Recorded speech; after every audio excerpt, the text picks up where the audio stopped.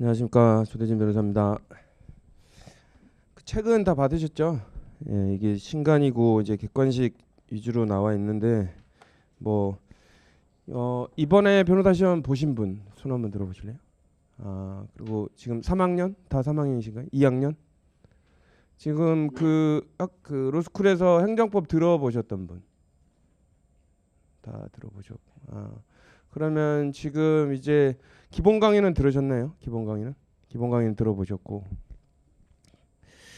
거의 지금 이제 내년에 이제 시험 볼 거 대비해 가지고 다, 그러니까 올해 볼 거 대비해서 이제 하시는 것 같은데,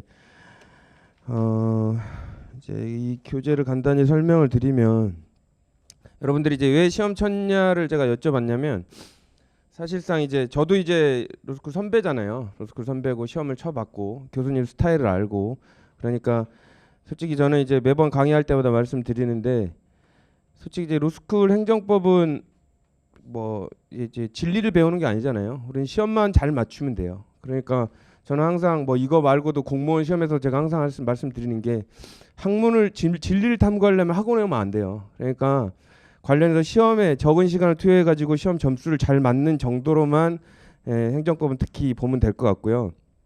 특히 이제 행정법 공부해 보신 분, 시험 보신 분 아시겠지만 막판에 가면 거의 행정법을 볼 시간이 없어요. 그리고 객관식도 그렇고. 그러니까 지금 이제 막 시험 끝났을 때 객관식이라든지 행정법을 한번 돌려놓으면 막판에 마음이 편해요. 그때 가면은 이제 행정법이 계속 공부가 안 된 것 같아서 계속 찜찜한 거예요. 분명히 시험에는 나올 것 같은데, 공법에는 헌법하고 행정법하고 같이 나오는데, 헌법은 많이 아는 것 같은데 뭐 기억 안 나는 건 똑같아도 행정법은 그냥 막 뚫려 있는 것 같으니까 계속 불안한 거예요. 근데 이제 제가 헌법하고 행정법은, 뭐 헌법은 교수님이 똑같이 설명해 주시겠지만,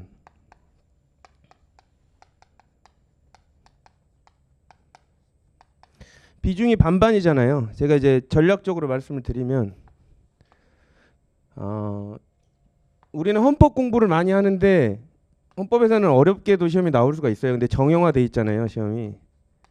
어렵게 낼 생각을 교수님도 하세요. 그러니까 헌법을 조금 애들이 공부를 열심히 했으니까 어렵게를 내볼까라고 생각은 하시지만, 그 유형이 뻔해갖고 어렵게를 못 내는 게 헌법이고, 행정법은 교수님들이 우리한테 아예 기대가 없어요.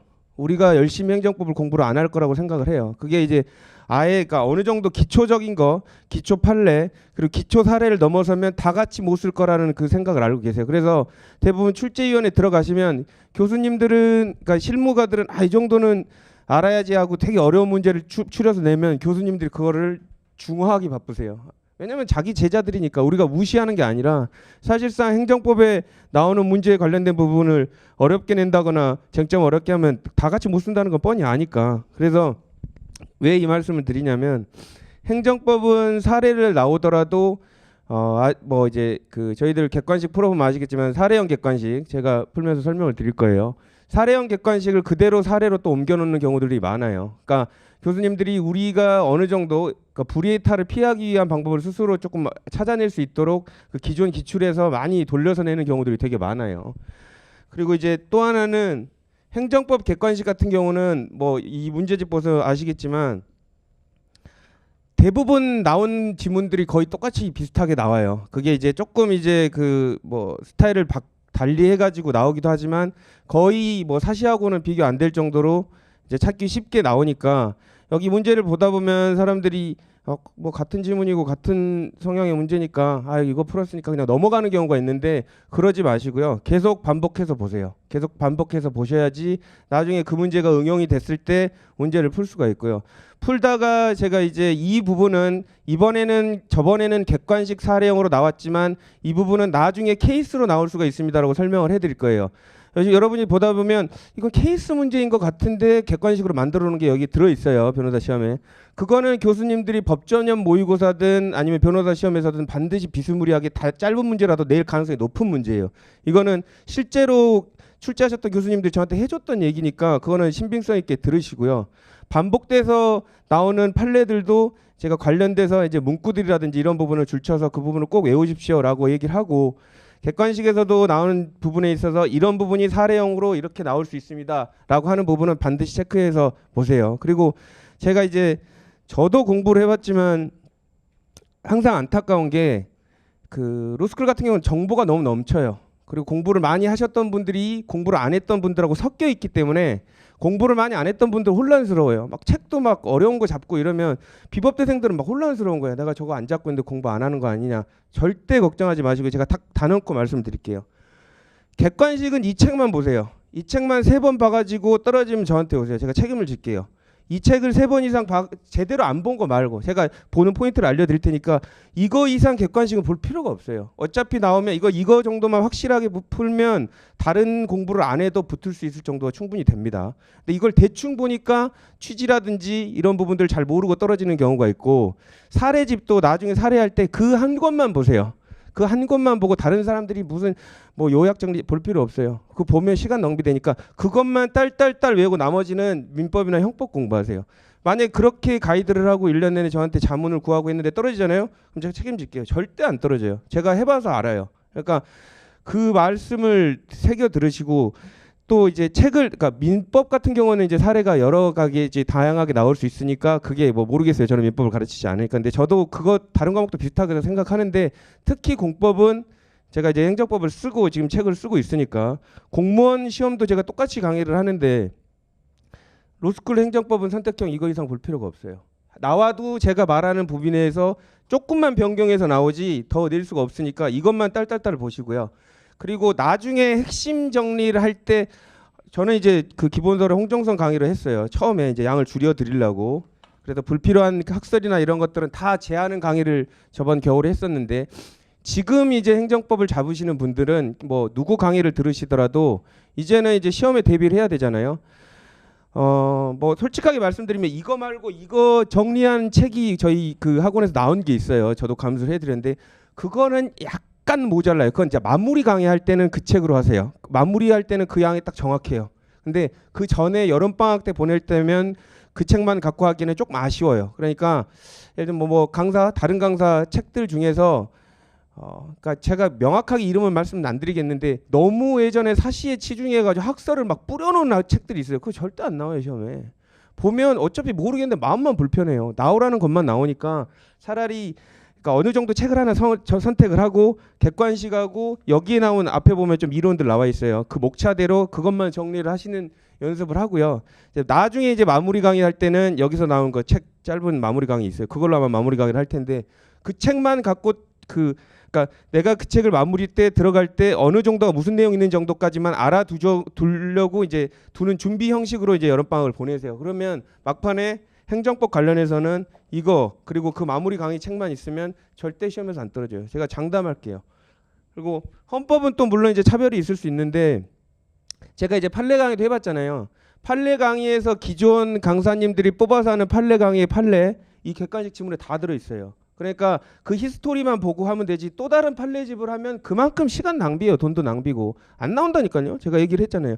어차피 여러분들이 이 책이 없는 판례가 나오잖아요. 그럼 다 틀려요. 찍어서 맞추는 사람 빼고. 그러면 그런 문제는 교수님들 안 내요. 그러니까 안심을 하시고 최소한 다른 사람들이 다 쓰는 문제만 쓰면 이건 100% 붙는 시험이에요. 그리고 그 시간을 아껴가지고 행정법을 민법, 형법하고 똑같이 하면 망해요. 그러니까 이 시간을 아껴서 민법, 형법을 공부를 하세요. 무슨 말씀인지 아시겠죠? 우리는 시간을 아끼고 틀리지 않게끔 합격선, 그러니까 딱 커트라인으로 맞으면 불안하니까 그거보다는 넉넉하지만 만점은 못 맞아요. 제가 항상 말씀드리지만 만점 맞는 시험은 그런 공부를 하려면 다른 강사님을 찾아가는 게 나은데 제 강의를 들으면 나중에 불안하지는 않을 거예요. 하지만 행정법 때문에 빵꾸 난다는 생각은 안 해요. 근데 다만 이제 관련해서 이제 변호사가 되시면 그 관련된 학문이라든지 이런 부분들은 본인이 하면서 아실 거예요. 근데 그 이상으로 하지 마세요.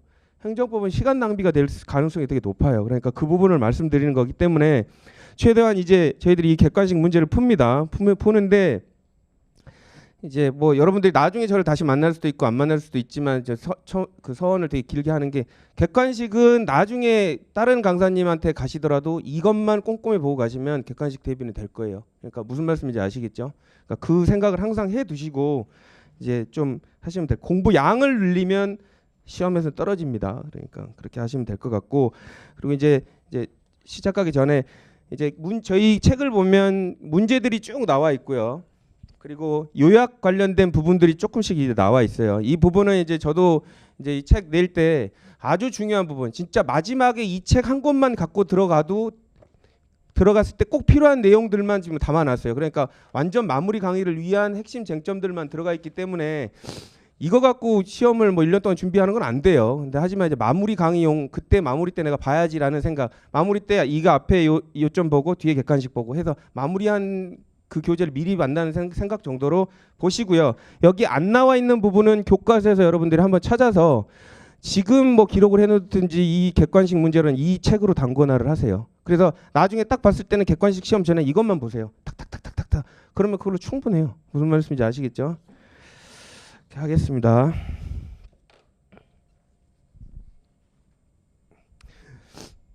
엊그제 7급 시험이 있었어요. 국가 지방직. 그 7급 행정법도 제가 그 기출 해설해주고 왔는데 이제 7급도 되게 어려워졌어요. 7급 뭐 9급 공무원 시험들도 되게 어려워지고 그래서 이제 교수님들이 이제 어쨌든 시험 문제에 대한 의뢰를 받으면 어쨌든 변호사 뽑는 시험이니까 조금은 좀 다르게 내야겠다는 그런 좀 강박관념을 좀 시달리시는 것 같아요. 그러니까 그런 부분들을 좀 저희들이 미리 파악해가지고 할 수 있도록 할게요. 근데 이제 쓸데없는 거는 할 필요가 없으니까. 그리고 제가 하시다가 이 부분의 학설은 꼭 외워놓으세요 하는 부분은 답안지 했을 때 이 학설을 모르면 교수님이 공부 안 했다고 생각하는 부분은 꼭 자세히 외우라고 합니다. 그러니까 예를 들면 지금 법률유보의 원칙에 있어서 각 학설들 있잖아요. 이런 거는 꼼꼼히 외우셔야 되고 안 나오는 학설 이건 안 써도 돼요. 그런 건 절대 시험에 안 나와요. 그거는 교수님들 사이에서도 분쟁이 있기 때문에 안 나오니까 그런 부분들을 갖고 고민하지 마시고 전 궁금하신 분들은 다른 강사님 책이나 교과서 보시면 돼요. 예, 그리고 따로 저한테 질문하시면 되니까요. 일단 2페이지 볼게요. 시작하겠습니다.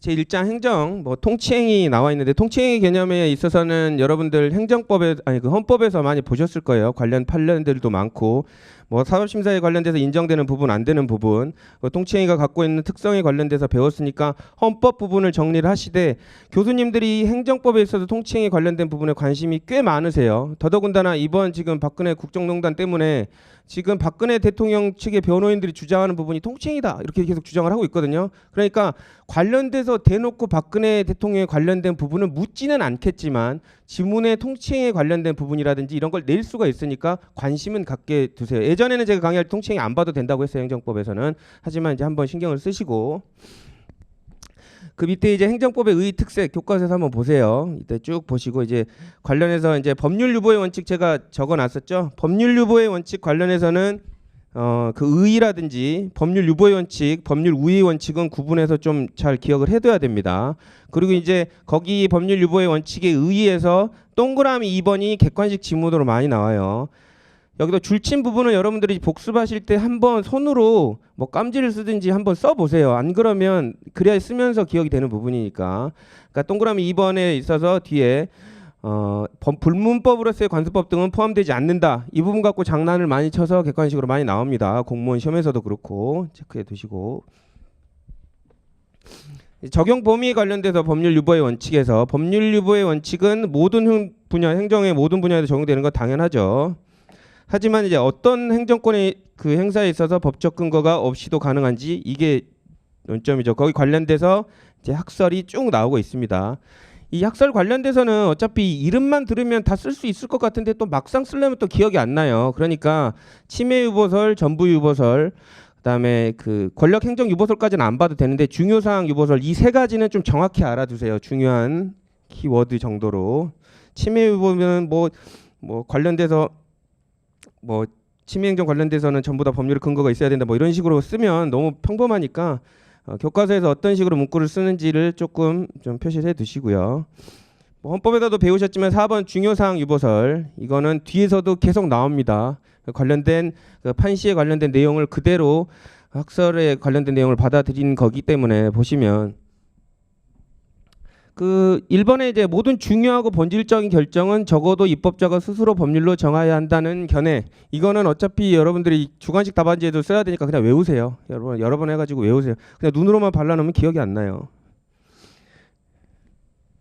그리고 이제 니은은 중요사항 유보설에 있어서 이중의 의미 내지 2단계로 구성된다. 이게 공무원 시험에 있어서 이게 이제 법률 유보의 원칙의 특징을 나타내는 걸로 이렇게 이 문구가 나왔어요. 그러니까 이것도 2단계 관련된 부분. 그러니까 일단은 그 뭐 1단계는 법률의 유보, 그다음에 유보는 법률의 근거가 있어야 되는 거는 당연하고, 그 다음에 그 근거가 있는데 중요 사항은 당연히 법률에 있어야 된다. 그 2단계에 관련된 이중의 의미, 이 부분도 중요 사항은 유보설에 관련된 부분이라는 거. 뭐 그렇게 쪼잔하게는 안 내겠지만 각 학설들을 내놓고 연결하라는 문제, 짝짓기라는 문제가 나올 수도 있어요. 그렇고 판례 입장은 무엇이냐 이렇게 물어볼 수도 있으니까 체크를 해두시고요. 뭐 대법원은 중요사항 유보사 입장에서 판시한 경우가 있다라고 이렇게 제가 해놨는데, 뭐 대부분 헌법재판소가 하는 중요사항 유보설, 의회 유보설의 입장입니다. 판례, 그 밑에 판례는 엄청 많이 나왔죠. 노출 많이 된 판례이기 때문에 뭐 또다시 나오지는 않을 건데, 텔레비전 송수신료에 관련된 부분이 뭐 일각에서는 무슨 뭐 중요한 사항이어가지고 그걸 뭐 법에다 정해야 되냐라고 하지만, 우리 헌법재판소는 중요한 사항이라고 봤어요. 그렇기 때문에 본질적 사항이기 때문에 법률에 담겨야 된다라고 봤고, 그런 판례가 지금 대표적인 판례로 나와 있습니다. 보시면 될 것 같고요. 행정유형별 고찰은 그냥 한번 보시면 됩니다. 그 말대로. 행정법원의 법원 넘어가시고, 법원 이런 부분들은 뭐 공무원 시험에서는 많이 나와요. 근데 이제 우리들 같은 경우에서는 뭐 행정법의 일반 원칙 관련된 부분이 많이 나오니까 법원은 교과서에서 그냥 한번 읽어보는 정도로 하시고 넘어가실게요. 행정법의 일반 원칙. 행정법의 일반 원칙 관련해서는 뭐 여러분들이 다 아실 거예요. 근데 이제 각 그 일반 원칙에 관련해 가지고 특징적인 부분이 뭐냐, 그리고 근거가 뭐냐, 그리고 그 요건이 뭐냐, 그 요건에 해당돼서 판례가 그 요건에서 그 인정하는 부분이 뭐가 있느냐, 뭐 이런 부분들이 시험에 객관식에 많이 나옵니다. 신뢰보호의 근거, 이게 객관식으로 하나 나왔어요. 이론적 근거 줄침 부분에 법적 안정성에서 도출된다. 이거를 신뢰보호 원칙의 근거가 법적 안정성에 나온다. 뭐 뒤에 평등의 원칙 뭐 이런 걸로 섞어 갖고 내기도 해요. 근데 지금 보면 다 알 것 같지만 나중에 그걸 섞어놓으면 맞나? 막 이렇게 되니까 그냥 신뢰보호는 법적 안정성이라고 외워버리세요. 뭐 일반적인 법률적 근거는 없지만 행정절차법에서 규정을 하고 있죠. 4조 2항에. 그 정도만 알아두시면 됩니다. 제일 중요한 건 이제 요건이에요. 요건.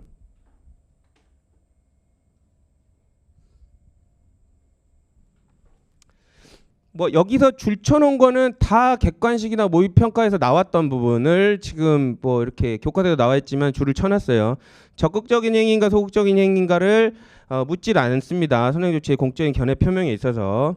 그러니까 뭔가를 했으면 그걸 믿게 되는 거니까, 그 요건에 있어서 행정청이 어떤 선행조치, 공적인 견해 표명을 했는가에 있어서 그 행동이 적극적 행위인가 소극적 행위인가를 가리지는 않습니다. 그리고 이제 니은 뭐 명시적 묵시적 그 표시해 두시고요. 그리고 리을 보세요. 자기뿐만이 아니라 부작위한 공적 표명도 인정이 됩니다. 리을.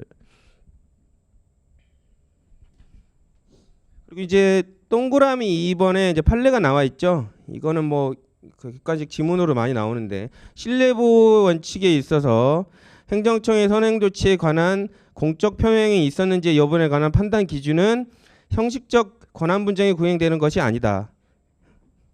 이 부분이 많이 나옵니다. 실제로 의해서 판단하는 거죠. 근데 이런 식으로 나와요. 형식적인 권한 분배에 따른 것을 원칙으로 하고 예외적으로 실질적으로 이 부분을 고려한다. 뭐 이런 부분으로 섞어서도 나옵니다. 그러니까 지금 보면 다 맞을 것 같은데 섞어버리면 헷갈려요. 그러니까 그런 부분들. 그리고 이제 그 밑에 공적인 견해 표명의 주장 입증 책임. 과세관청이 납세자에게 신뢰의 대상인 공적 견해를 표명했으니까 내가 믿은 거 아니냐? 이 부분은 당연히 납세자가 주장 입증을 해야죠. 네가 나 믿게 했잖아. 이거를 납세자가 주장을 해야 한다. 맞습니다.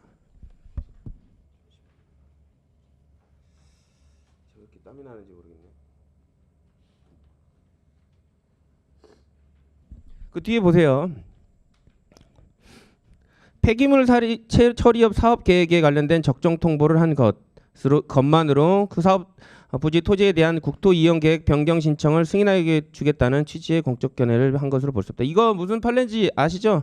폐기물 처리 사업을 하려면 아무한테나 다 하게 해주는 게 아니라 이제 먼저 이 사람이 그런 그 사업을 수행할 수 있는 자본과 능력이 있는지를 먼저 그 자료를 통해서 받아봐요. 그래가지고 부적정하면 아예 그냥 기대를 못하게 하는 거예요. 근데 딱 했는데 오케이 너 뭐 할 수도 있을 것 같네로 딱 해줬어요. 그러니까 이 사람이 막 시설 오케이 나 이제 적정 통보 받았구나 이제 한번 해보자라고 막 이제 뭐 뭔가를 이제 시설 투자를 많이 해봤어요. 그러다가 이제 부지에 대해서 이제 사업을 해야 되니까 시설 투자는 다 해놨는데 이제 형질 변경을 해야 되잖아요. 이 사업을 해야 되니까 근데 안 받아주네. 그거 얼마나 짜증나겠어요. 투자 다 했으니까. 그러니까 그런 부분을 야 네가 적정 통보해줬으면 당연히 이거 국토 이용 계획 변경 신청 해주겠다는 뜻 아니었냐. 그렇으니까 내가 이 자본이나 시설 투자한 거 아니야라고 그 상대방 그 당사자는 주장했겠지만 이거는 적정 통보해 준 것만으로는 공적인 견해 표명을 한 것으로 볼 수 없다라고 봤어요. 중요한 판례입니다. 그다음에 뒤에 보면 판례 그 헌법재판소의 위헌 결정에 관련된 개인의 행위에 대하여 신뢰보호 원칙이 적용되는지 소극 뭐 간단히 읽어보세요. 문제는 두 번째는 보호 가치 있는 신뢰죠. 신뢰를 믿기는 믿었는데 공적 견해 표명이 있었고 뭐 믿기는 믿었는데 그게 지 잘못으로 잘못 오인해 갖고 믿은 거는 보호 가치 신뢰가 있는 게 아니 보호 가치가 있는 신뢰가 아니죠. 그 말은 여기서 이제 판례에서는 귀책 사유가 없어야 된다. 당사자한테 귀책 사유가 없어야 된다라는 표현을 하고 있는데 그 귀책 사유가 뭐야? 그거에 관련된 판례가 위에 나와 있습니다. 볼게요. 상대방 등 관계자의 사실 은폐나 기타의 사유의 방법에 의한 신청이 부정행위에 기인한 것이거나 그러한 부정행위가 없었다고 하더라도 하자 있음을 알았거나 중대한 과실로 알지 못한 경우.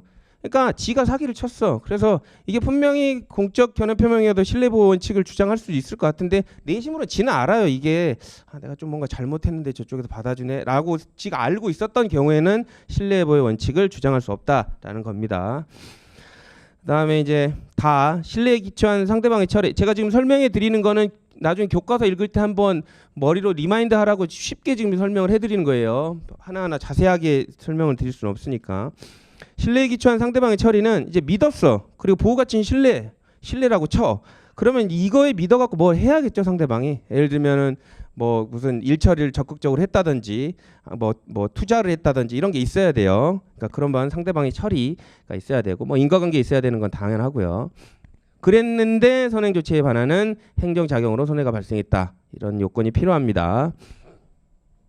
반은 뭐 소극적 요건으로서 이런 신뢰보호에 관련된 필요성이 있다고 하더라도 공익 또는 제3자의 정당한 이익을 현저히 해할 우려가 있으면 당연히 신뢰보호의 원칙은 제한되겠죠. 그 소극적 요건입니다.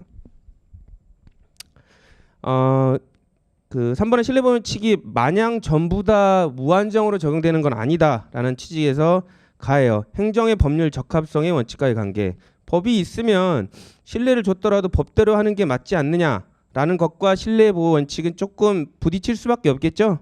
그렇지만 이제 이거는 여기서 중요한 부분은 헌법상 같은 위치에 있는 같은 가치 이게 중요해요. 그러니까 동의라는 거예요. 동의. 누구를 우월을 따질 수 없기 때문에 그러면 동의인 경우에는 어떻게 우월성을 판단을 하죠? 비교 형량해야죠. 사익기를 비교 형량해야 된다. 이 부분을 체크해 두시면 됩니다. 뭐 원론적인 얘기긴 하지만 그래도 그렇게 알아두십시오. 또 신뢰보호 원칙 한계 사정 변경. 그러니까 예를 들면 신뢰보호 원칙을 처음에는 그거를 당연히 믿을 수 있는 상황이었는데 상황이 바뀌었어요. 상황이 바뀌었으면 예를 들면은 사정 변경이란 게 뭐 예를 들면은 그 전에는 신뢰를 부여했었지만 지금 현재 상태로는 뭐 전쟁이 일어나는 상황이라든지 상황이 현실적 상황이 명확하게 바뀐 경우에는 야, 나 신뢰를 했으니까 좀 그걸 인정해줘야 되는 거 아니라는 주장을 할 수가 없다. 그 정도 알아두시면 됩니다.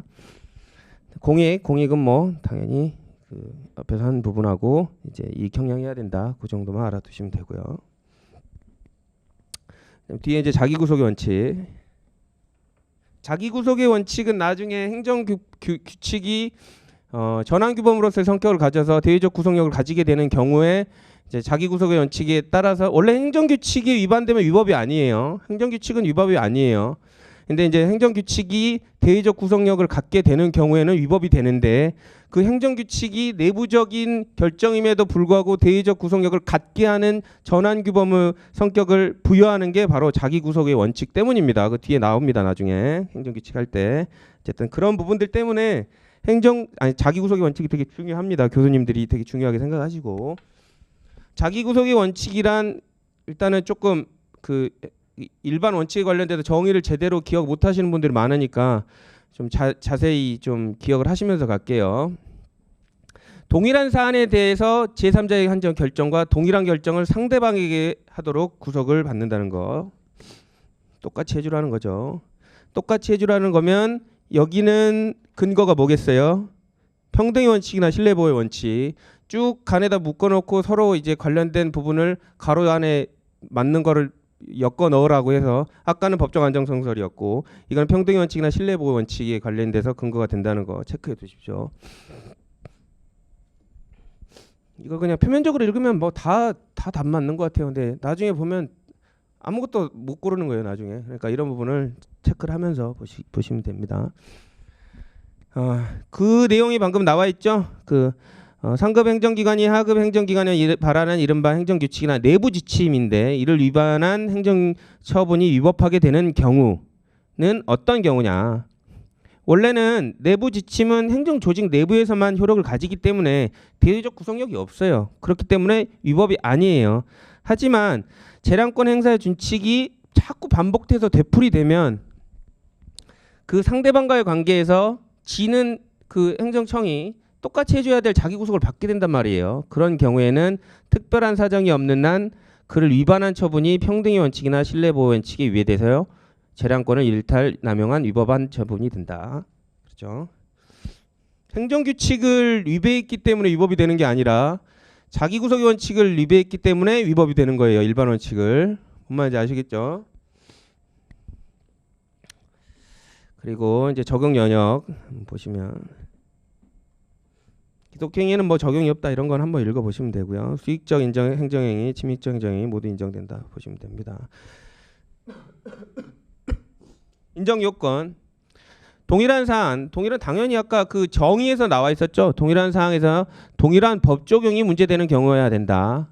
그러니까 여러분들이 나중에 사례 풀 때 이게 동일한 법 적용이고 동일한 상황인지에 관련된 부분을 사례에서 자기 구속의 원칙에 관련해서 문제를 묻는 것 같으면 그 부분을 꼭 언급하기를 교수님들은 바랍니다. 그냥 무턱대고 자기 구속인 것 같아서 자기 구속 원칙을 써버리면 교수님들은 기초가 안 돼 있다라고 생각을 해요. 그러니까 제일 중요한 건 인정 요건 가나를 항상 기억을 하세요.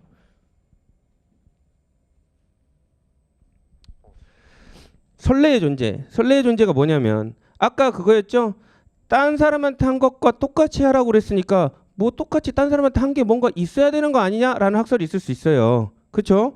그러니까 선례가 뭐 있어야지 똑같이 그 다음 사람한테 똑같이 해주지라고 할 수가 있는데 선례의 불효설은 뭐냐면 야 행정 규칙이 있으면 어차피 처음에도 그 뒤에도 똑같이 계속 해줘야 돼. 그러니까 잠정적으로 있는 거로 치고 계속 선례가 있는 걸로 보면 되지 꼭 명시적인 선례가 있을 필요는 없어. 이게 선례 불효설입니다. 행정 규칙이 있으면 어차피 반복될 건 뻔한데 라는 취지죠. 근데 선례 필요설이 다수설과 판례 예장입니다. 이것까지 써주면 되게 교수님이 공부 열심히 했다고 보시겠죠. 그러니까 대부분 자기구속 원칙이 쓰라 그러면 정의만 기억이 나요. 정의만 기억이 나고 이거 요건은 기억이 안 나요. 지금은 그러니까 제가 이렇게 얘기를 해주면 나중에 특징적으로 이렇게 생각을 얘기를 하면 그게 나중에 생각이 나요. 웃기게 얘기를 해주면 그게 생각이 나라고 제가 이렇게 풀어서 얘기를 해주는 겁니다. 그리고 이제 한계에 관련된 부분. 자기 구속의 원칙은 처무청에 대해서만 인정된다. 아까도 말했죠. 동일한 결정을 동일한 상황에서 하는 경우니까. 그리고 그 동그라미 3번의 행정관행이 적법한 경우에만 적용된다. 위법 행위에 대한 행정 자기 구속의 요구는 법률 적합성의 원칙에 위배되기 때문이다. 여러분도 배우셨겠지만 불법에는 평등을 요구를 할 수가 없어요. 불법에는 평등을 할 수가 없고 자기 구속의 원칙은 지금 아까 말한 대로 인정 근거가 평등의 원칙을 기반으로 한다고 했죠. 그렇기 때문에 자기 구속 원칙이 인정되는 경우에 있어서도 위법에 관련된 부분을 평등을 주장을 할 수는 없습니다. 같은 이유죠. 3번. 효과는 뭐냐 그러면 효과. 아까 했던 얘기였어요. 행정규칙은 법규성이 없는 일반적 추상적 규범이기 때문에 그거 위반한다고 해서 바로 위법의 문제가 되지는 않아요. 하지만 관련된 부분 재량준칙을 계속 반복하면 구속력 있는 규범으로서의 전환 규범으로서의 역할을 하게 되기 때문에 뭘로 통해서 자기 구속의 원칙을 통해서 그렇기 때문에 그대로 안 하면 자기 구속의 원칙을 이유로 위법이 된다. 체크해 두십시오. 그러니까 자기구속 원칙 위반한 처분이 위법한 처분이므로 위법한 처분의 상대방은 항고소송을 다툴 수가 있겠죠. 그렇게 결론이 되는 겁니다. 이제 문제 볼게요. 일반 원칙은 항상 기본적으로 다 암기를 좀 꼼꼼히 해두시고요. 여기 있는 정도만 교과서하고 비교해서 보시면 될 거예요. 일단 객관식은 되도록이면 제가 다 안 빼놓고 끝까지 다 풀려고 할 거예요. 왜냐하면 비슷한 판례가 있다고 하더라도 그냥 넘어가게 되면 나중에 공부를 안 하게 되니까 처음에 볼 때 겹쳐도 다 봅니다. 근데 겹쳐도 다 보는데 제가 왜 그거를 풀어드리냐면 자꾸 이 판례가 반복되는 건 중요하다는 걸 스스로 느끼라는 차원에서 여기서도 이 판례가 나왔죠. 그렇게 계속 체크를 할 거니까 그 판례는 자세히 외우시라는 취지입니다. 그러니까 중복해도 계속 설명은 반복 안 하겠지만 그래도 체크를 하고 넘어갈게요. 1번 볼게요. 통치행위. 법조인 모의고사 때 교수님들이 내십니다. 통치행위 관련된 설명으로 옳은 것을 모든 고른 것은 기역 리은 디귿이 맞고 리을 미음이 틀렸습니다. 기역 헌법 책에서 많이 나온 내용인데 중요한 부분만 줄치면서 해설해서 볼게요. 헌법재판소는 비록 고도의 정치적인 결단에 행해지는 국가 자금이라도 할지라도 어떤 경우에 있어서는 심판 대상이 될 수 있다고 했어요. 국민의 기본권 침해와 직접 관련되는 경우. 그 부분을 줄쳐야겠죠. 기본권 침해. 헌법재판소 관련된 기억 안 나면 다 국민의 기본권 침해라고 쓰면 거짓 맞아요. 기억이 안 나면. 그런데 왜 좀 관련돼서 문제가 생기냐. 이라크 파병 결정 때 약간 조금 이상한 듯한 판례가 나왔기 때문이에요. 최근 판례도 하고 할 수도 없어요. 2004년이니까. 이렇게 헌법재판소의 심판 대상이 통치행위도 될 수 있다라고 봤는데 이라크 파병 결정에 있어서는 사법심사가 자제되어야 한다라고 입장을 밝혔기 때문에 그 부분은 체크를 해두세요.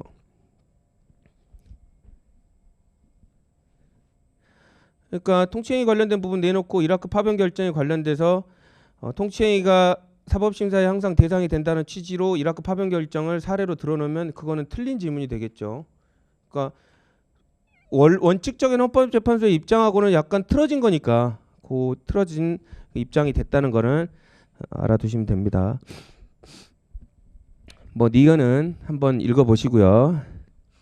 디귿 고도의 정치성을 띤 국가행위에 대해서는 이른바 통치행위라 하여 법원 스스로 사법권 심사 행사를 억제하여 그 심사의 대상에서 제외하는 영역이 있다. 이건 그대로 오로지 사법분만에 의해서 이루어져야 된다고 보았다. 이건 그 판결문에 그대로 나온 부분입니다. 그러니까 사법 판단은 할 수 있다. 사법 판단은 할 수 있고 그 부분에 관련돼서 옳고 그름을 자제해야 되긴 하지만 결국에는 판단을 하게 되면 그거는 사법부가 해야 된다라는 취지예요. 예. 리을은 그냥 한번 보시면 될 것 같고요. 미음 볼게요.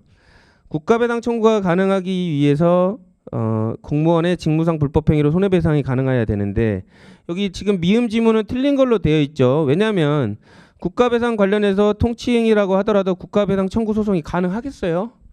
그건 공무원의 위법을 밝힐 수가 없겠죠. 왜냐하면 통치행위 자체가 사법심사가 자제돼야 되고 있는 입장인데 공무원의 관련된 부분을 판단하기는 어렵겠죠. 그렇기 때문에 이 부분은 어렵습니다. 틀린 부분이죠. 그러니까 통치행위를 내놓고 관련돼서 다툴 수 있는 부분, 헌법재판소의 헌법소원 가능성 이런 부분들도 같이 돼가지고 낼 수도 있기 때문에 근데 이거를 행정법 파트 부분에서 사료하기는 좀 쉽지는 않을 거예요. 근데 객관식으로 나올 수 있기 때문에 한번 보시고요. 2번 통치에 관련된 판례 중 옳지 않은 것은 1번 동그라미 1번 볼게요. 바로 해설 봅니다. 대통령의 비상계엄의 선포나 확대 행위는 고도의 정치적 군사적 성격을 갖고 있는 행위다. 그렇기 때문에 헌법이나 법률에 위반되는 것으로서 명백하게 인정될 수 있는 등 특별한 사정이 있는 경우면 몰라도 그런 게 아니면 대통령의 비상계엄이나 선포나 확대 행위를 했다고 할지라도 이런 부분은 사법부가 판단하면 안 된다라고 할 것인데 근데 그게 원래는 계엄에 관련된 선포나 확대가 계엄 선포나 확대 행위를 판단하면 안 되는데 애외적으로 비상계엄의 선포나 확대가 불량한 목적이 있었던 거예요. 국헌문란의 목적이다. 아니면 그 자체가 범죄 행위에 해당되면 그게 비상계엄의 확대나 선포기가 원래는 배제돼야 되는 행동이라고 할지라도 이거는 심사해야 된다라는 입장입니다. 목적이 부당한 경우를 말하는 거예요. 그러니까 이번에 1번 좀 기억해 두십시오. 이게 꽤 지문으로 많이 나오더라고요. 비상계엄 관련해서요.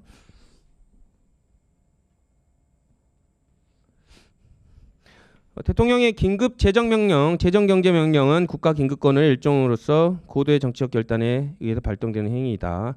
이것도 통치행위라고 봅니다. 이거는 그냥 뭐 결론적으로만 알아두시면 되고요. 3번은 아까 봤었던 내용이죠.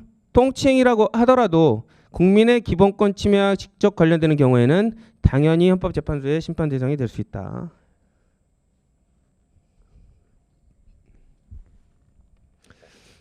실제로 이번에 그 탄핵할 때 대통령이 박근혜 대통령에 관련된 부분은 통치행위라고 서면에서 담았다고 제가 알고 있는데 사실상 이쪽 그 대통령 그러니까 국회 측 소추위원단을 그걸 서면으로 썼는지는 모르겠지만 사실상 그 기본권 침해 관련된 부분은 통치행위더라도 심사 가능하다는 얘기를 했던 걸로 알고는 있어요. 그러니까 같은 취지니까 한번 기억해 두시라고 제가 얘기를 해드립니다.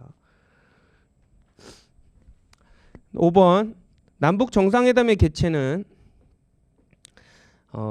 아까 말한 대로 고도의 정치적인 성격을 지니고 있겠죠. 그렇기 때문에 특별한 사정이 없으면 그 당부를 심판하는 것이 사법권이 터치하면 안 된다라는 걸로 돼 있습니다. 하지만 이게 그냥 남북 정상회담 개최한 게 아니라 관련돼서 개최 과정에서 관련된 장관한테 신고도 안 하고 협력 사업에 대한 해당 주무부 장관한테 승인도 얻지 아니한 채 그냥 돈을 보낸 행위는 헌법에서 정한 법치국가 원리 이런 기본적인 원리에도 위배되는 것이기 때문에 사법심상의 대상이 되어야 된다라고 보고 있죠. 이것도 기억을 해두세요. 계속 나오더라고요.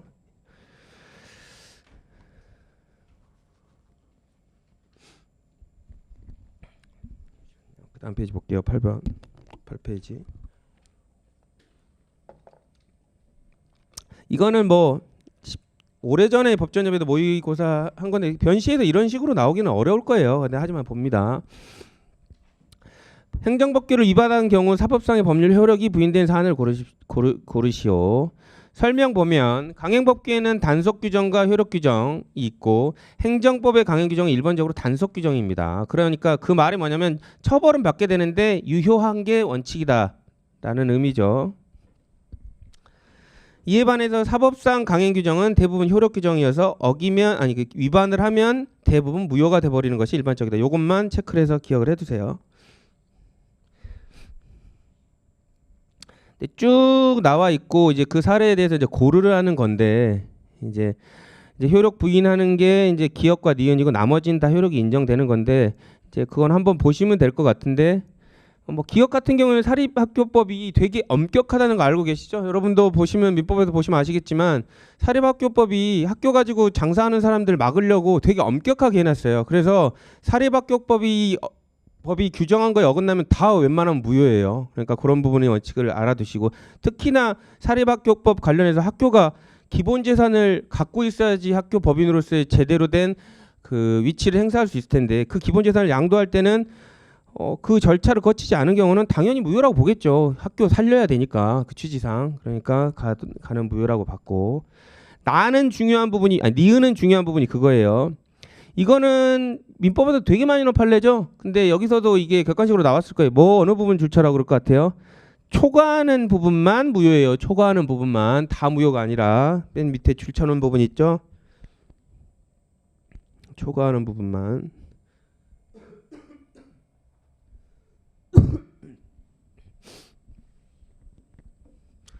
그다음에 이제 디귿 같은 경우에는 금융기관이 다른 회사의 주식을 일정한 그 한도 이상으로 소유하는 경우에 이런 부분을 무효로 해야 되느냐 아니면 그 수 이상으로 갖고 있었으니까 처벌만 하면 되느냐라고 봤는데 그걸 이제 논의를 하는데 이제 판례는 뭐라고 봤냐면 그 주식을 오버해서 갖고 있는 것 자체가 그 무효까지 만들어야 될 것 같지는 않다. 꼭 그렇게 하더라도 뭐 이렇게 이 징벌만 하면 되지 그 소유 관련된 부분을 오버해서 갖고 있는 부분을 처벌만 하면 되지 그거를 사법상 효력까지 무효시킬 필요가 있느냐라고 지금 그 입장을 갖고 있습니다. 그렇기 때문에 꼭 무효까지는 할 필요 없다라는 입장이 지금 줄쳐진 부분에 나와 있어요.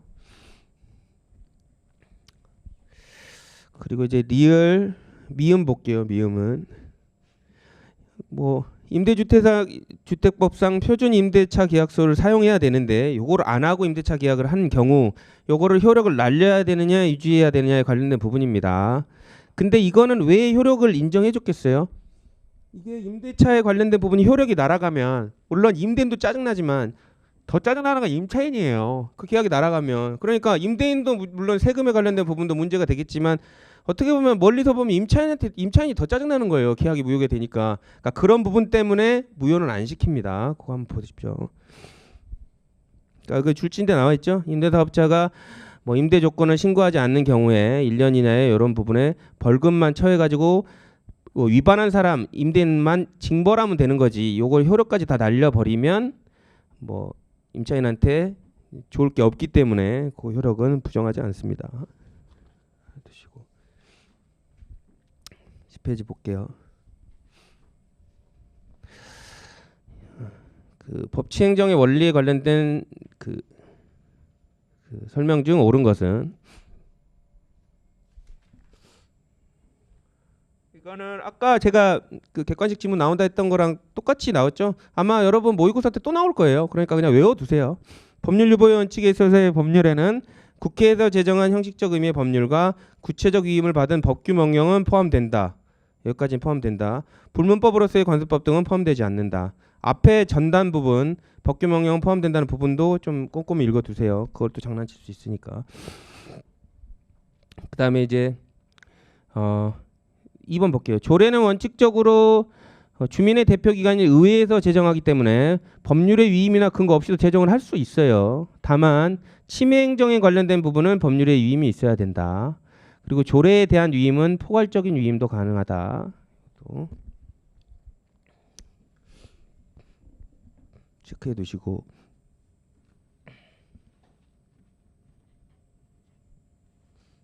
그러니까 왜냐하면 조례 같은 경우는 지방의회가 국회하고 성격이 비슷하죠.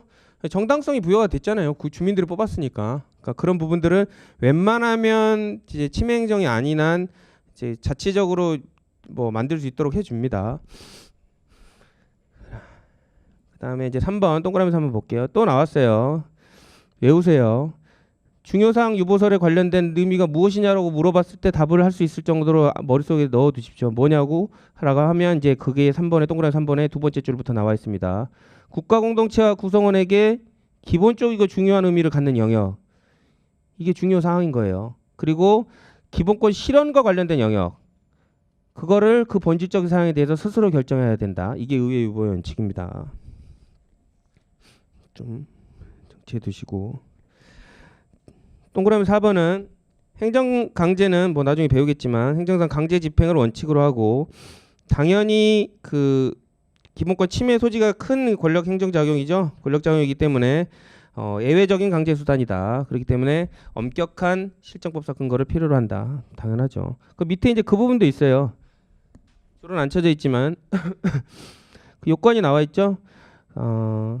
목전에 급박해야 되고 다른 수단으로서는 행정 목적을 달성할 수 없는 경우여야 하며 최소한도에 그쳐야 된다. 이게 조리상의 한계인데 이거 나중에 요건 배울 때 제가 다시 설명해 드릴게요. 그리고 이제 동그라미 5번이 되게 많이 나오는 판례입니다. 동그라미 5번은 표시를 좀 해두시고 법률이 공법적 단체 등의 정관에 자치법적 사항을 위임한 경우 지금 문제 2번에 5번 지금 보고 있어요.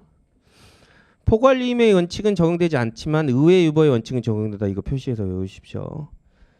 그러니까 명백하게 여기 그 판례 밑에 관련 판례 나와 있죠. 정관의 자치법적 사항을 위임한 경우에는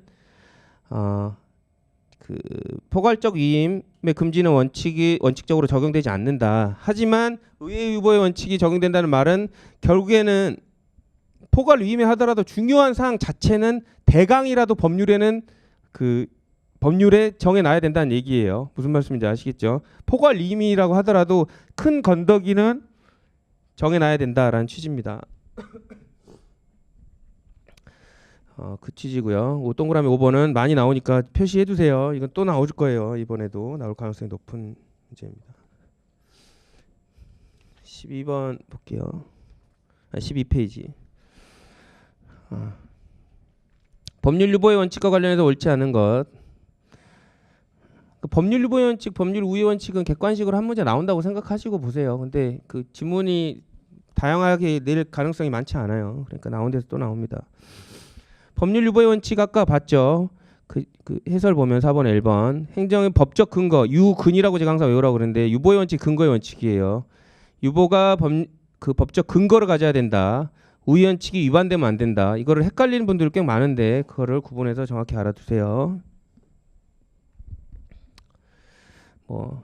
관련해서 독일과 비교화된 그 해설을 두고 있어요. 그렇기 때문에 그 밑에 볼게요. 동그라미 1번, 4번에 1번의 해설 보면 그러나부터 볼게요.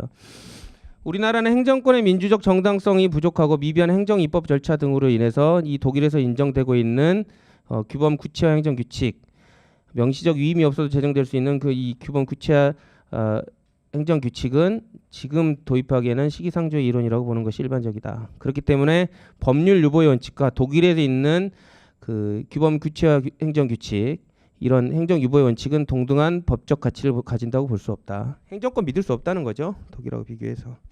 그러니까 이게 전형적으로 교수님들이 독일에서 공부와가지고 학생들한테 요구하는 거예요. 이 수업 들은 문제는 교수님이 있었던 학교에는 맞췄겠죠. 근데 이거 일반적으로 이게 강의하나요? 어쨌든 알아만 두세요. 동그라미 2번은 법률 우회 원칙은 아까 위반되지 않아야 된다는 거였죠. 법률에 위반되지 않아야 된다는 거기 때문에 소극적 측면의 문제지만 유보의 원칙은 적극적 측면의 문제다. 이거 표시해 두세요. 이것도 바꿔서 나올 수 있습니다. 객관식으로. 소극적 적극적. 동그라미 3번. 토지 등 소유자가 도시환경 정비 사업을 시행하는 경우에 사업 시행 인가 신청 시 필요한 토지 등 소유자 등의 동의는 중요한 사항이냐에 관련된 부분이죠. 근데 중요한 사항이겠죠. 도시환경 정비 사업 하는데 토지 소유자가 몇 명이 찬성하고 반대하느냐, 몇 명이 찬성해야 되는데 그거보다 더 중요한 게 뭐가 있어요. 그걸로 시행이 되냐 마냐가 결정이 되는데 제일 중요한 거죠. 그러니까 관련된 동의 정족수를 자치적으로 하는 거는 말이 안 된다는 거예요. 그거는 원칙적으로 이 부분이 제일 중요한 거니까 법으로 정해놔라라는 부분입니다. 그렇기 때문에 안 한 것은 법률 유보의 원칙에 위배된다. 동그라미 4번. 동그라미 4번은 행정처분에 이미 부담이 부과되어 있는 상태에서 그 의무의 범위 또는 내용을 변경하는 부관의 사후 변경은 언제 되느냐 이 부분을 줄쳐 놓으시고 명문의 규정이 있거나 그 변경이 미리 유보되어 있는 경우 이게 무슨 말인지 아시겠죠? 처음에 할 때 이게 혹시 붙을 수 있어요 라고 지금 얘기해 놓는 거예요. 그런 경우에는 붙여도 뭐 상관이 없잖아요. 나중에. 그리고 나중에 지가 동의해버리면 당연히 붙여도 되는 거예요. 어차피 부관을 함부로 붙이는 것 자체가 당사자한테 피해갈까 봐 그런 거지만 그러니까 그런 경우에 있어서 하나에 허용되는 것이 원칙이다. 하지만 플러스 알파가 뭐라고요? 사정 변경으로 인해서 당초의 부담을 부과한 목적을 달성하기 있는 경우에도 그 목적 달성에 필요한 범위 내에서는 예외적으로 허용된다. 이 부분 알아두십시오. 7급 시험에 나와서 그래요. 제가 알려드린 거예요. 이 부분에 관련된 요건이 되게 중요한 판례입니다. 나중에 부관에서 또 나옵니다. 동그라미 5번. 아까 나왔죠? 중요사항 유보설 관련해서 2단계의 의미를 갖는다. 첫 번째 1단계는 법률 자체에 근거해야 되고 법률에 있더라도 중요한 사항은 다 법률에 규정을 해야 된다. 법률이 근거해야 되는 건 당연하고 그 법률에서 또 중요한 것도 규정을 해야 된다. 그 2단, 2단 관련된 걸 다 충족해야 된다는 겁니다. 체크해 두시고. 사실상 이런 거는 해설이 더 중요하지 답만 고르고 넘어가면 안 푼 거랑 똑같아요. 뭔 말인지 아시겠죠? 5번 볼게요. 법률 유보의 원칙에 관련된 설명으로 옳지 않은 것은 1년 사이에 계속 똑같이 나왔어요. 거의 똑같은 문제라고 볼 수 있는데 1년 사이에 교수님들이 똑같이 냈어요. 1번은 아까 헌법재판소에서 나온 중요사항 유보설에 관련된 내용입니다. 그 판례가 아까 주거환경정비법상의 사업 시행에 관련된 동의는 중요한 사항이니까 법률에 규정해야 된다는 그 판례였고 2번은 침해 유보설에 관련된 그 학설에 관련된 내용이에요. 그러니까 그 관련된 학설들은 다 외우라고 하셨죠. 침해 작용에 있어서는 침해 행정 작용에 있어서는 법률에 근거가 있어야 된다는 게 침해 유보설이었습니다. 동그라미 3번은 또 나왔죠? 작년에도 나오고 12년에도 나오고 13년에도 나오고 14년에도 또 나왔어요. 올해도 또 나올 거예요. 그러니까 3번 불문법으로서의 관습법은 포함되지 않는다. 암기해 두시고. 4번 이건 헌법에서 나오는 객관식 문제였어요. 헌법에서 예산은 일종의 법규범이고 법률과 마찬가지로 국회 의결을 거쳐 제정된다. 요거는 동일한데 법률과 뭐가 다르냐? 국가기산만 구속할 뿐 일반 국민을 구속하지 않는다. 이건 뭐 헌법적인 문제예요. 헌법적인 질문이고 헌법 소원의 대상이 되지 않는다. 헌법 공부할 때 배우셨을 거예요. 5번 아까 했던 판례죠? 요거만큼 더 중요한 건 없어요. 요 사업할 때 당사자가 동의하는 것만큼 중요한 건 없으니까 그거는 자치적으로 하면 안 된다. 법에다 정해놔라 라는 겁니다. 그래서 어기면 법률보호 원칙 위반이다. 또 나왔죠? 중요하니까 계속 나오잖아요. 그 판례가. 그 다음에 14페이지 볼게요.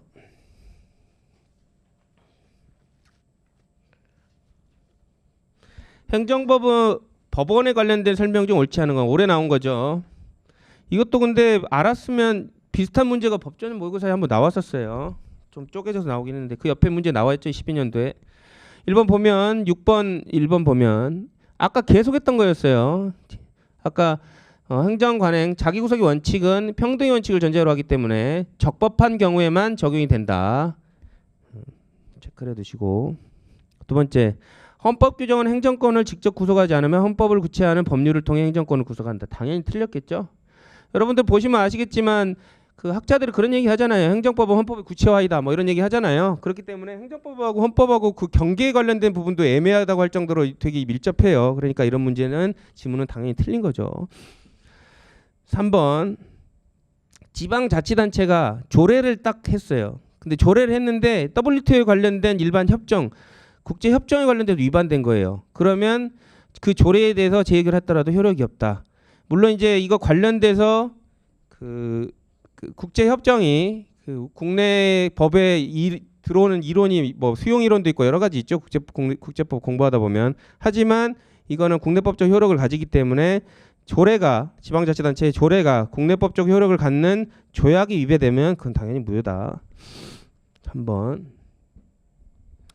4번도 당연히 그 국가를 통해서는 다툴 수가 없죠. 사인이 다툴 수는 없죠. 국가 협정상으로 해서 문제를 제기할 수 있어도. 그리고 5번은 또 나왔어요. 아까 나온다고 했던 것도 나왔네요. 올해 또 나왔죠.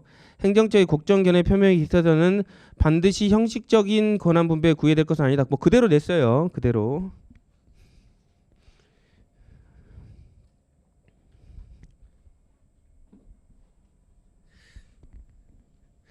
그다음에 뭐 이런 걸 뭐 치사하게 바꾸면 형식적인 거를 우선하여 실질적인 부분을 가미한다. 뭐 이렇게 하더라도 그렇게 뭐 하면 좀 정답에 소지가 있을 뭐 좀 이렇게 문제가 생길 수 있으니까 그렇게 바꾸진 않을 텐데 어쨌든 형식적인 부분 자체만으로 얽매이진 않는다. 그것만 알아두시면 됩니다. 7번 볼게요.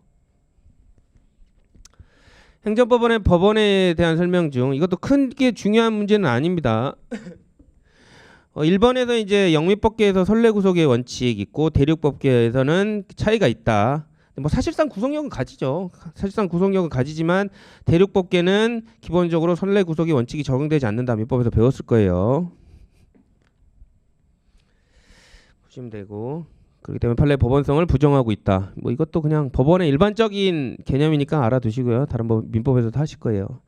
2번 보면 2번은 중요한 부분이 그 헌법에 의해서 체결 공포된 조약과 일반적으로 승인된 국제법규는 뭐 학설의 차이는 있지만 뭐 수용 이론이라든가 차이는 있지만 국내법과 동일한 효력을 갖는다. 그렇기 때문에 위배되면 무효고 그 밑에도 나와 있죠. 입법 절차를 거치지 않고 바로 행정법의 법원이 된다. 그 부분 줄쳐놓으시고요. 다만 그 밑에 국회의 동의를 받지 않은 조약은 법규 명령과 같은 효력이 있다.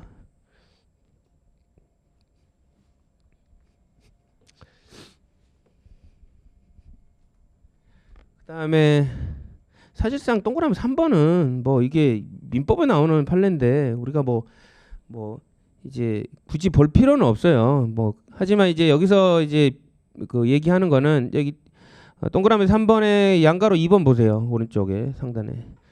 이제 고정 설치에 있는 그러니까 어떤 이제 구획을 나눠 가지고 굴이 이제 안착할 수 있도록 그렇게 시설을 해놓잖아요. 그렇게 굴을 캐먹는 거는 이게 그 관행어권의 대상이 될 수 없다. 요 정도만 결론을 알아두세요. 예. 뭐 고민하면서 그거를 뭐 행정법에서 볼 필요는 없어요. 결론만 알아두시면 돼요. 이제 동그라미 4번은 뭐 당연히 알죠. 행정법은 단일 행정법을 만들기가 되게 어려워요. 그렇기 때문에 총칙 자체를 설정하는 게 되게 어렵다. 그 정도만 알아두시면 되고요. 뭐 시험에 나오진 않을 거예요.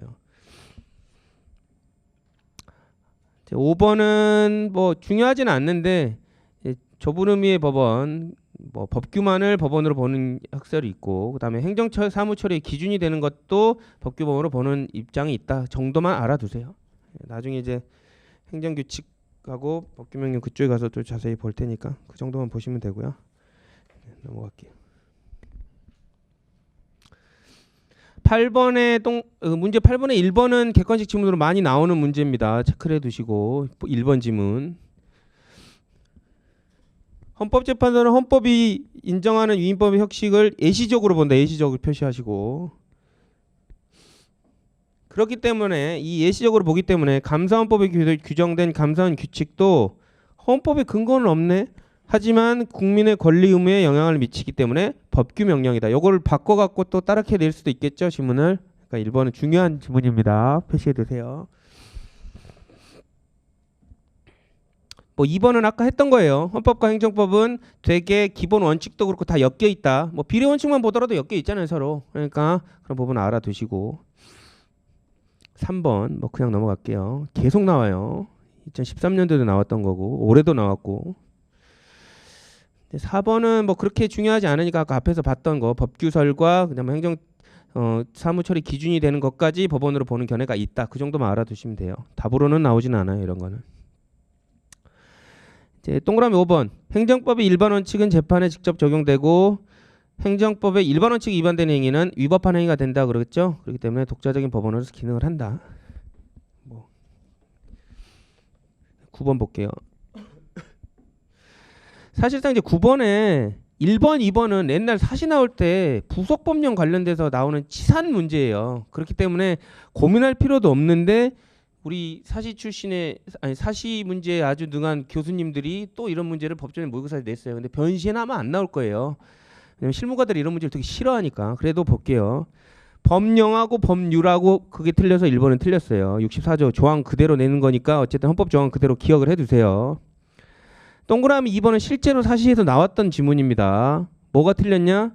대법관 전원의 3분의 2 이상이어야 되는데 합의체에서 3분의 2 이상의 찬성이라고 했어요. 그러니까 이거는 전원의 3분의 2 이상에서 합의체에서 다수결로 행사 3분의 2의 위치를 바꿨죠? 치사한 문제죠. 이런 거 나오겠어요.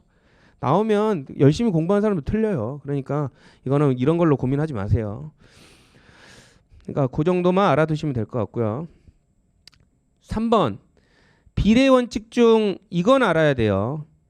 그 비례 원칙에 있어서 단계로 이렇게 서로 포섭하는 관계가 돼 있다는 건 알 거예요. 근데 비례 원칙에 관련돼서 각 원칙의 특성이 뭔지에 대해서 설명하라 그러면 제대로 못 쓴 사람이 꽤 많아요. 이건 반드시 체크해놓고 오늘 교과서 찾아보세요. 비례 원칙의 필요성의 원칙이 뭔지, 적합성의 원칙이 뭔지, 적필상이라고 배우죠. 적필상 각각 뭔지 정확하게 기억을 해두세요.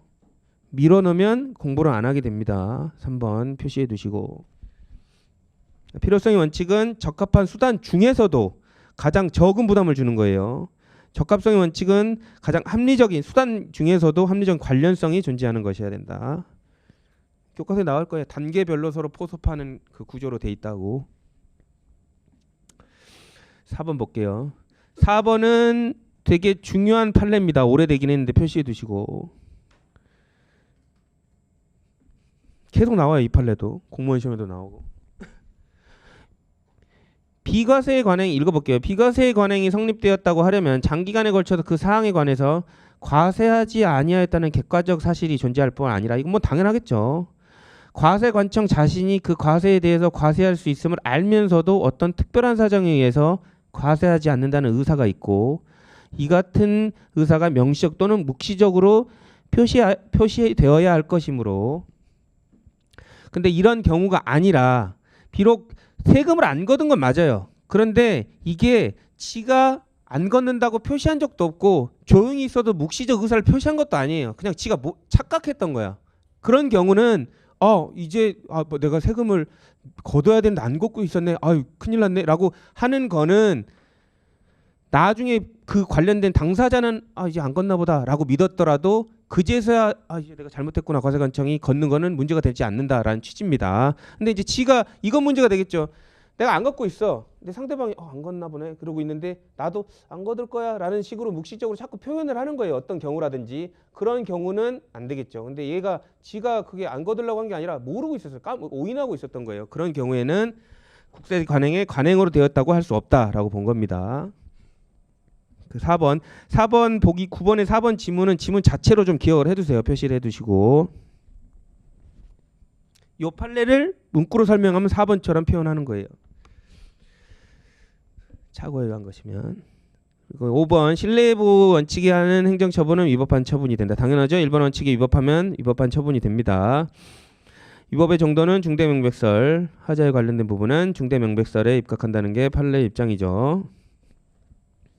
나중에 하자의 부분에서 다시 볼게요. 좀만 더 하고 오실게요. 행정법의 1번 원칙 10번 표시해 두시고요. 10번은 2014년 변시에 나왔는데 제가 분석을 해봤어요. 이 사례형 이건 사례형이 아닌데 사례형 객관식으로 되면 그게 거의 한 2년 뒤쯤 주관식으로 짧은 문제로 나오는 것 같더라고요. 법전용 모의고사든 변시든. 그러니까 나중에 사례를 공부를 할 때 제가 이제 사례 강의를 할 때 이게 변시 그 모의고사나 법전용 모의고사에서 사례형 객관식으로 나왔는데 예를 들면 법전용 모의고사에 나왔으면 그의 변시는 안 나오겠죠. 근데 안 나오면 나올 가능성이 꽤 있다는 거예요. 그러니까 그거는 좀 그런 걸 염두에 두면서 이걸 사례를 보세요. 변호사 시험. 그래도 표시를 위에다 일부러 다 해놓은 거예요. 이렇게 변시 나온다, 언제 거다 나왔다는 걸 표시를 해드린 겁니다. 되게 귀찮아도. 1번 아까 했던 거 나왔죠? 형식적 그 권한 분쟁에 구애될 것은 아니다. 그 부분만 표시해 두시면 되고요. 실질에 의해 판단해야 된다. 표시. 그리고 2번 믿더라도 지가 사기친 방법에 의해서 믿은 거는 책임져 주지 못한다. 그게 줄친 거죠. 당사자가 사실 은폐나 지가 알아서 사기친 거를. 그러니까 지도 찜찜해요. 그러니까 그런 부분들을 위법하게 취득돼 있음을 스스로 알아서 이거 잘하면 취소되겠는데 라고 지가 알고 있었으면 신뢰보호를 주장하면 안 된다는 거죠. 근데 그 뒷부분이 문제가 나올 수가 있겠죠. 그 자신이 그 앞에 부분은 우리가 아는데 그 자신이 위처분에 관련 신뢰이익을 원형할 수 없으면 물론 요건 당연히 알 텐데 행정청이 이를 고려하지 않았다고 해도 재량권의 남용이 되지 않는다. 이 부분을 왠지 바꿔갖고 신문을 낼 수도 있겠죠. 그 부분 체크해 두시고. 동그라미 3번. 신뢰보호 원칙과 공익이 충돌하는 경우에는 아까 공익 관련된 부분이 소극적 요건으로 있었어요. 그러면 소극적 요건, 공익 그 소극적 요건이기 때문에 아무리 이제 신뢰를 보호하고 싶어도 신뢰보호로 보호해버리는 경우에 공익으로 침해되는 부분이 강한 경우에는 공익 필요성이 강한 경우에는 이 신뢰보호 원칙 들어가지고 그 행정처분을 위법으로 할 수 없다라는 판례입니다. 동그라미 3번. 3번은 그 지문 있죠? 법전형 지문. 10번에 3번. 그 법전형 문제에 나온 지문이니까 그대로 계속 여러 번 읽으세요. 비슷하게 나올 가능성이 있으니까. 5번 볼게요. 4번은 아까 했던 거예요. 적정 통보했는데 적정 통보했는데 나중에 형질 변경 그 부지에 대한 안 해주는 것 자체가 이거 공적 그 견해 표명한 거 뒤집는 거 아니냐라고 볼 수 있냐라는 의문이 있었지만 아니다라고 봤고요. 계속 나오고 있죠. 4번도. 5번 해설 볼게요. 선행처분인 여수경찰서장의 면허정지 처분은 요런 규칙 시행규칙의 별표에 따라서 행정처분의 위배에서 이루어진 것이에요. 그러니까 원래 하던 대로 면허정지 처분이 아니라 수치와 다르게 이제 처분이 내린 거예요. 근데 그 규칙이 원래는 뭐 면허 취소를 해야 되는데 정지를 여수경찰서장이 한 거예요. 근데 그거 자체만으로 위법인 건 아니다라고 지금 하면서 하지만 그 면허 정지 처분이 효력을 발생함으로써 그 처분의 존속에 대한 신뢰가 이미 형성되었다. 내가 이거 웬만하면 원래는 취소인데 나한테 정지가 왔네?라고 이제 믿고 있는 거예요. 취소 당한 사람 단속을 당했는데.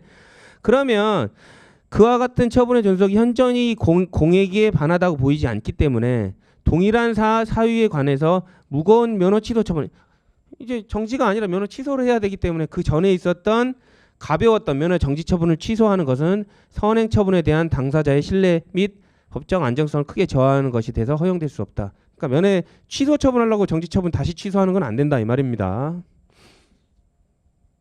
얼마나 그 사람은 불안했겠어요. 뻔히 정지 취소인데 괜히 정지하고 설레게 해놓은 다음에 다시 취소하면 법원이 걔네 편 들겠어요. 당연히. 물론 이제 당사자는 잘못됐겠지만 그런 부분입니다. 11번.